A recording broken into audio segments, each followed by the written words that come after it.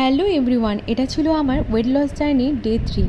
সকাল সকাল উঠে আমি পালো শরবত দিয়ে শুরু করেছিলাম, যেটাতে আমি চিনি এক ফোঁটাও দিইনি।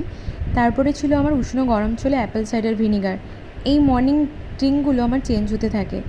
বাড়িতে হয়েছিল ঘুগনি, যেহেতু আমার হাজব্যান্ড এসেছিলো, তো তার জন্য ঘুগনি মুড়ি খাওয়ার পর নিয়েছিলাম আমি গ্রিন টি খাওয়ার পর চান টান করে আমি 1 ঘন্টা পর করে নিয়েছিলাম লাঞ্চ, কারণ ও আর আমার দুজনেরই অফিস যাওয়ার ছিল। তো লাঞ্চ করার পর দুজনে অফিস বেরিয়ে গেছিলাম।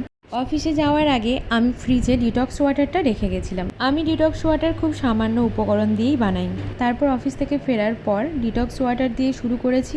দেন বিকেলে একটু ঘুম থেকে ওঠার পর নিয়েছিলাম একটু ফ্রুটস। সন্ধেবেলা ওয়ার্কআউট আজকে করা হয়নি, কারণ আজকে একটু অনেক ঘরের কাজ হয়ে গেছিলো। তো আমি লাল চা নিয়েছিলাম উইথাউট সুগার। রাতে আমি 8টার মধ্যেই ডিনার কমপ্লিট করেছিলাম। জল ঢালা ভাত, তাতে ছিল শসা, একটুখানি পেঁয়াজ আর একটু সবজি। আর রাতে ঘুমানোর আগে নিয়েছিলাম জিরা জল।